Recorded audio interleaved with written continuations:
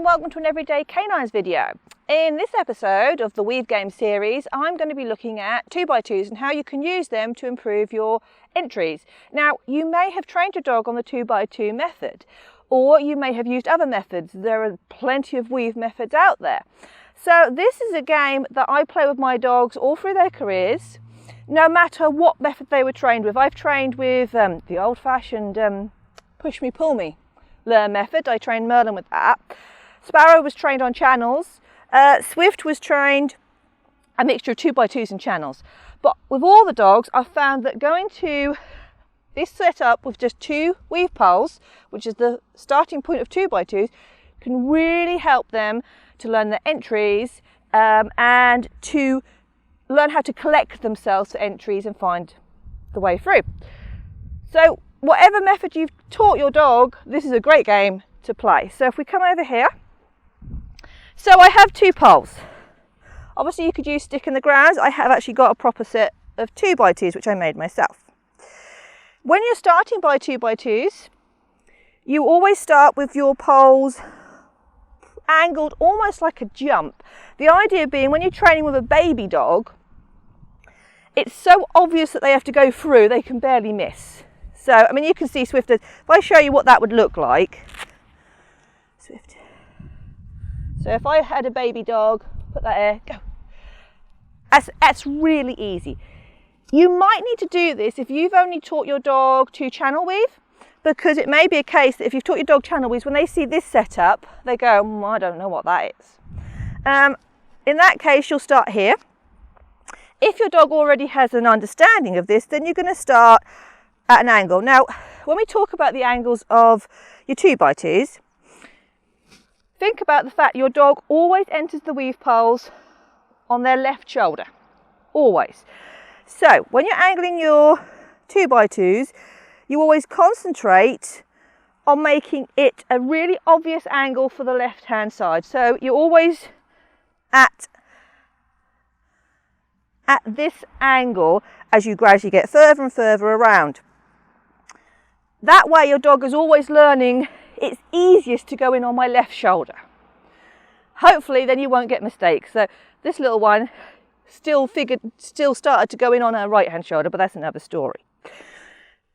So if you're just starting out, you're going to have it at about, let's have a think, I'd say it's almost a 45-degree angle compared to my straight line. So I'm imagining there's a straight line running through my weave poles to my toy, and my 2x2s are set up on that straight line but at an angle.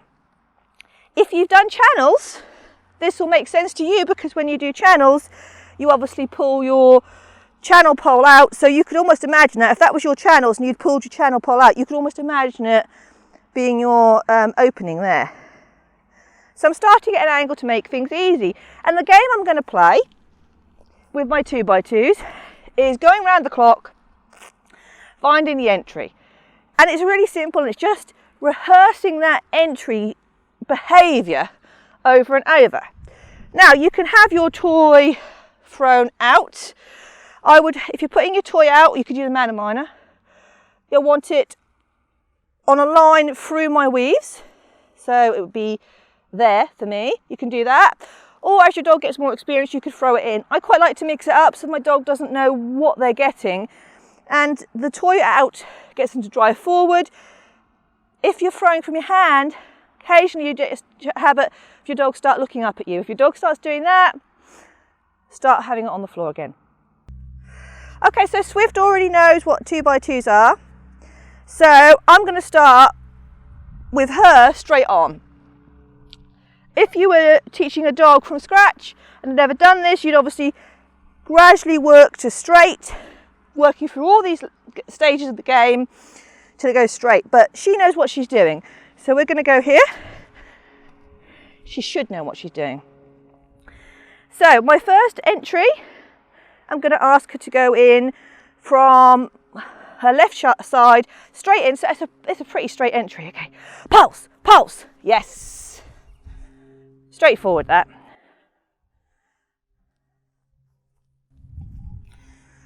So now I'm going to move and be at a slight angle. Now you can see I'm not very far from the weave poles. This is quite a nice game you can play in your garden. I don't want to be too far away at this stage because I am just building up that entry behaviour. Okay, ready? Pulse, pulse, nice.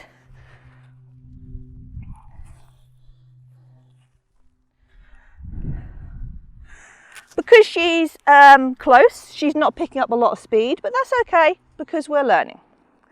Okay. Pulse, pulse, yay, good girl. So I keep moving around, making that entry harder and harder. When you're doing this, always remember your dog enters on the left shoulder and turns right. It's always what they've got to do. So you're repeating that and rehearsing it so your dog doesn't suddenly think, oh, I could enter it and turn. Because imagine if your dog went in and turned left, they effectively entered on the right hand shoulder. So we keep rehearsing. Pulse, pulse, nice. And can you see now that we're starting to get, now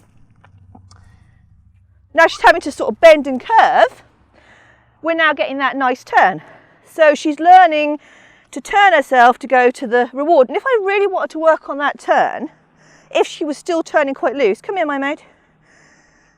Wait. What I would do is I'd put the reward there and I go, pulse, pulse, get it. So she's really having to think about that turn. She's learning to collect. You could even go, wait, I could even have it here. So she's really got to turn. Pulse, pulse, nice, good girl. So you can see she's thinking about that turn. Okay, so we'll get round to there. So unfortunately I've got my back to you now, but this is probably the furthest you're going to get on this game. Bear in mind you will never be here because if you had a full set of weave poles, they'd be running through your legs at this point. So your furthest setting, if you imagine that's a clock face, you're looking at, and that's that's 12, so this is 6, you're looking at 7, 8 o'clock. Swift.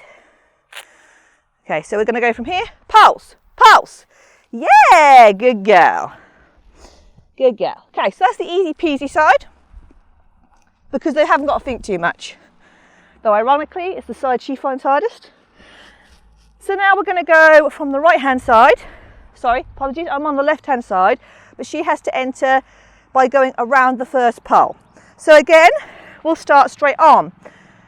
Obviously, if you're having these lined up, you can see how much easier it makes for the dog because that is such an easy angle for them to get into. We're going to go like this. Okay, Swift.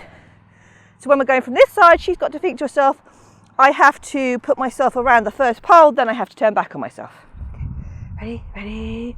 Pulse, pulse. Yes. Now I had a little bit of a head, but look back there.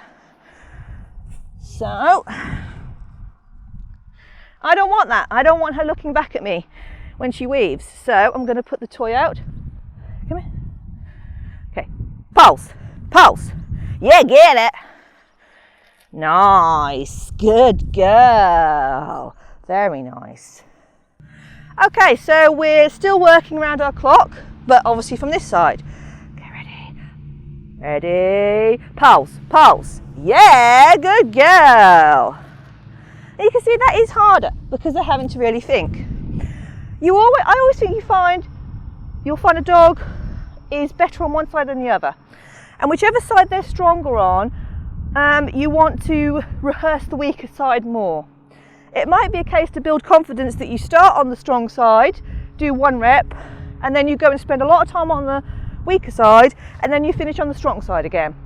Just to give them that confidence boost at the start and finish. So this is getting quite hard now, isn't it? Because you've got to really push out. Okay, ready? Ready. Pulse, pulse. Do you see? We had a mistake. Because she went, well, maybe I'm going that way. Now, I have rewarded her continuously from going here. This is where the reward is. But as you can see, from her perspective, that could actually be correct. Because she's coming in on the left, heading down that way. So with that, this time I'm going to put the toy out to give her a helping hand. Okay, ready? Pulse, pulse. Yeah, get it. Good girl. Good girl. And I will admit that is challenging for them because they're looking at it, and theoretically they could go that way.